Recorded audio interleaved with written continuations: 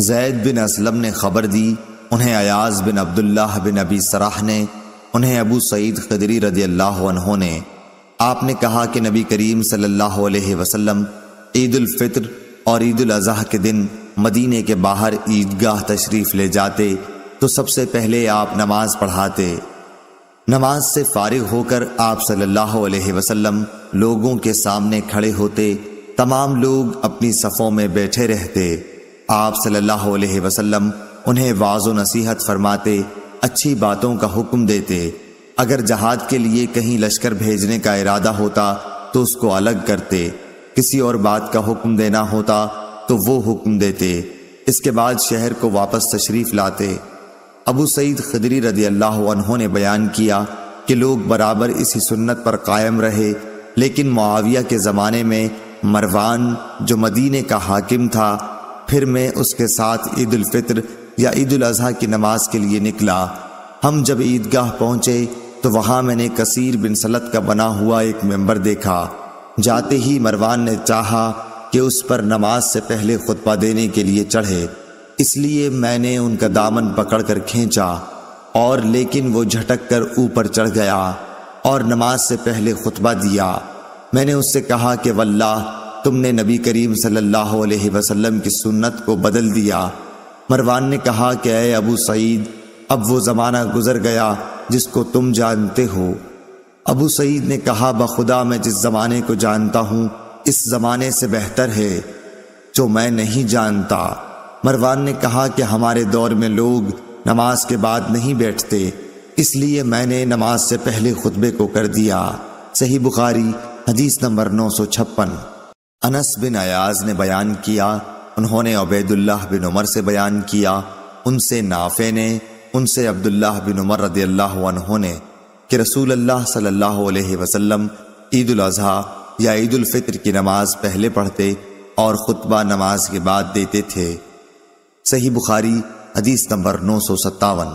عطا بن ابی رباح نے جابر بن عبداللہ رضی اللہ عنہ سے خبر دی کہ آپ کو میں نے یہ کہتے ہوئے سنا کہ نبی کریم صلی اللہ علیہ وسلم عید الفطر کے دن عیدگاہ تشریف لے گئے اور پہلے نماز پڑھی، پھر خطبہ سنایا۔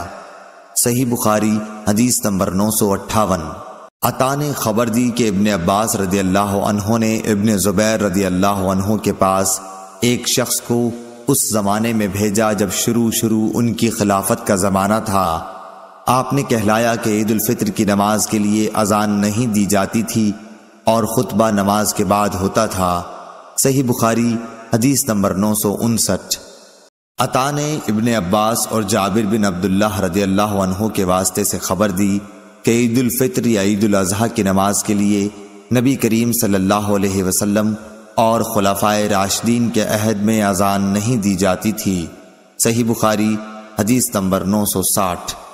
جابر بن عبداللہ سے روایت ہے کہ عید کے دن نبی کریم صلی اللہ علیہ وسلم کھڑے ہوئے، پہلے آپ نے نماز پڑھی، پھر خطبہ دیا۔ اس سے فارغ ہو کر آپ صلی اللہ علیہ وسلم عورتوں کی طرف گئے اور انہیں نصیحت کی۔ آپ صلی اللہ علیہ وسلم بلال رضی اللہ عنہ کے ہاتھ کا سہارا لیے ہوئے تھے اور بلال رضی اللہ عنہ نے اپنا کپڑا پھیلا رکھا تھا، عورتیں اس میں خیرات ڈال رہی تھیں۔ میں نے اس پر عطا سے پوچھا کہ کیا اس زمانے میں بھی آپ امام پر یہ حق سمجھتے ہیں کہ نماز سے فارغ ہونے کے بعد وہ عورتوں کے پاس آ کر انہیں نصیحت کرے؟ انہوں نے فرمایا کہ بے شک یہ ان پر حق ہے، اور سبب کیا جو وہ ایسا نہ کریں۔ صحیح بخاری حدیث نمبر 961۔ ابن جریح نے خبر دی، انہوں نے کہا مجھے حسن بن مسلم نے خبر دی، انہیں طاؤس نے، انہیں حضرت عبداللہ بن عباس رضی اللہ عنہ نے، آپ رضی اللہ عنہ نے فرمایا کہ میں عید کے دن نبی کریم صلی اللہ علیہ وسلم اور ابو بکر، عمر اور عثمان رضی اللہ عنہم سب کے ساتھ گیا ہوں۔ یہ لوگ پہلے نماز پڑھتے پھر خطبہ دیا کرتے تھے۔ صحیح بخاری حدیث نمبر 962۔ ابو اسامہ حماد بن ابو اسامہ نے بیان کیا، انہوں نے کہا کہ ہم سے عبید اللہ نے نافع سے بیان کیا، ان سے عبداللہ بن عمر رضی اللہ عنہ نے کہ نبی کریم صلی اللہ علیہ وسلم، ابو بکر اور عمر رضی اللہ عنہ عیدین کی نماز خطبے سے پہلے پڑھا کرتے تھے۔ صحیح بخاری حدیث نمبر 963۔ سلیمان بن حرب نے بیان کیا، کہا ہم سے شعبہ نے، انہوں نے عدی بن ثابت سے، انہوں نے سعید بن جبیر سے، انہوں نے ابن عباس رضی اللہ عنہ سے کہ آن حضرت صلی اللہ علیہ وسلم نے عید الفطر کے دن 2 رکعتیں پڑھیں، نہ ان سے پہلے کوئی نفل پڑھا نہ ان کے بعد۔ پھر خطبہ پڑھ کر آپ عورتوں کے پاس آئے اور بلال آپ کے ساتھ تھے۔ آپ نے عورتوں سے فرمایا خیرات کرو، وہ خیرات دینے لگی، کوئی اپنی بالی پیش کرنے لگی، کوئی اپنا ہار دینے لگی۔ صحیح بخاری حدیث نمبر 964۔ زبید نے بیان کیا، کہا کہ میں نے شعبی سے سنا، ان سے برا بن عازب نے بیان کیا، نبی کریم صلی اللہ علیہ وسلم نے فرمایا کہ ہم اس دن پہلے نماز پڑھیں گے، پھر خطبے کے بعد واپس ہو کر قربانی کریں گے۔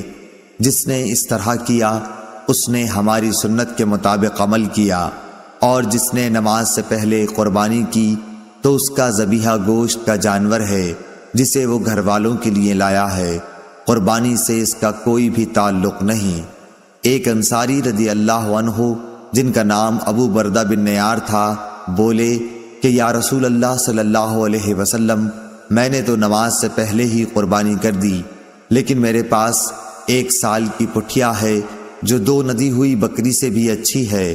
آپ صلی اللہ علیہ وسلم نے فرمایا کہ اچھا، اسی کو بکری کے بدلے میں قربانی کر لو، اور تمہارے بعد یہ کسی اور کے لیے کافی نہ ہوگی۔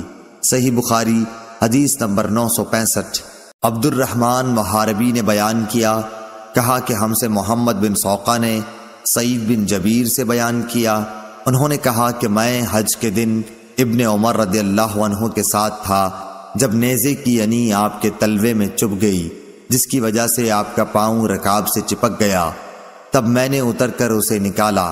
یہ واقعہ منی میں پیش آیا تھا۔ جب حجاج کو معلوم ہوا، جو اس زمانے میں ابن زبیر رضی اللہ عنہ کے قتل کے بعد حجاز کا امیر تھا، تو وہ بیمار پرسی کے لیے آیا۔ حجاج نے کہا کہ کاش ہمیں معلوم ہو جاتا کہ کس نے آپ کو زخمی کیا ہے۔ اس پر ابن عمر رضی اللہ عنہ نے فرمایا کہ تو نے ہی تو مجھ کو نیزہ مارا ہے۔ حجاج نے پوچھا کہ وہ کیسے؟ آپ نے فرمایا کہ تم اس دن ہتھیار اپنے ساتھ لائے جس دن پہلے کبھی ہتھیار ساتھ نہیں لایا جاتا تھا۔ عیدین کے دن تم ہتھیار حرم میں لائے، حالانکہ حرم میں ہتھیار نہیں لایا جاتا تھا۔ صحیح بخاری حدیث نمبر 966۔ اسحاق بن سعید بن عمرو بن سعید بن عاص نے اپنے باپ سے بیان کیا، انہوں نے کہا کہ حجاج عبداللہ بن عمر رضی اللہ عنہ کے پاس آیا، میں بھی آپ کی خدمت میں موجود تھا۔ حجاج نے مزاج پوچھا، عبداللہ بن عمر رضی اللہ عنہ نے فرمایا کہ اچھا ہوں۔ اس نے پوچھا کہ آپ کو یہ برچھا کس نے مارا؟ ابن عمر رضی اللہ عنہ نے فرمایا کہ مجھے اس شخص نے مارا جس نے اس دن ہتھیار ساتھ لے جانے کی اجازت دی جس دن ہتھیار ساتھ نہیں لے جایا جاتا تھا۔ آپ کی مراد حجاج ہی سے تھی۔ صحیح بخاری حدیث نمبر 967۔ شعبہ نے زبید سے بیان کیا، ان سے شعبی نے، ان سے برا بن عازب رضی اللہ عنہ نے، انہوں نے کہا کہ نبی کریم صلی اللہ علیہ وسلم نے قربانی کے دن خطبہ دیا اور آپ نے فرمایا کہ اس دن سب سے پہلے ہمیں نماز پڑھنی چاہیے، پھر خطبے کے بعد واپس آ کر قربانی کرنی چاہیے۔ جس نے اس طرح کیا اس نے ہماری سنت کے مطابق کیا، اور جس نے نماز سے پہلے ذبح کر دیا تو یہ ایک ایسا گوشت ہوگا جیسے اس نے اپنے گھر والوں کے لیے جلدی سے تیار کر لیا، یہ قربانی قطعاً نہیں۔ اس پر میرے ماموں ابو بردہ بن نیار نے کھڑے ہو کر کہا، یا رسول اللہ، میں نے تو نماز پڑھنے سے پہلے ہی ذبح کر دیا، البتہ میرے پاس 1 سال کی ایک پٹھیا ہے جو دانت نکلی بکری سے بھی زیادہ بہتر ہے۔ حضور صلی اللہ علیہ وسلم نے فرمایا کہ اس کے بدلے میں اسے سمجھ لو، یا یہ فرمایا کہ اسے ذبح کر لو، اور تمہارے بعد یہ 1 سال کی پٹھیا کسی کے لیے کافی نہ ہوگی۔ صحیح بخاری حدیث نمبر 968۔ شعبہ نے سلیمان کے واسطے سے بیان کیا، ان سے مسلم بطین نے، ان سے سعید بن جبیر نے، ان سے عبداللہ بن عباس رضی اللہ عنہ نے، کہ نبی کریم صلی اللہ علیہ وسلم نے فرمایا، ان دنوں کے عمل سے زیادہ کسی دن کے عمل میں فضیلت نہیں۔ لوگوں نے پوچھا، اور جہاد بھی نہیں؟ آپ نے فرمایا کہ ہاں، جہاد بھی نہیں، سوا اس شخص کے جو اپنی جان و مال خطرے میں ڈال کر نکلا اور واپس آیا تو ساتھ کچھ بھی نہ لایا، سب کچھ اللہ کی راہ میں قربان کر دیا۔ صحیح بخاری حدیث نمبر 969۔ محمد بن ابی بکر ثقفی نے بیان کیا، کہا کہ میں نے انس بن مالک رضی اللہ عنہ سے تلبیح کے متعلق دریافت کیا کہ آپ لوگ حضرت نبی کریم صلی اللہ علیہ وسلم کے عہد میں اسے کس طرح کہتے تھے۔ اس وقت ہم منا سے عرفات کی طرف جا رہے تھے۔ انہوں نے فرمایا کہ تلبیہ کہنے والے تلبیہ کہتے اور تکبیر کہنے والے تکبیر، اس پر کوئی اعتراض نہ کرتا۔ صحیح بخاری حدیث نمبر 970۔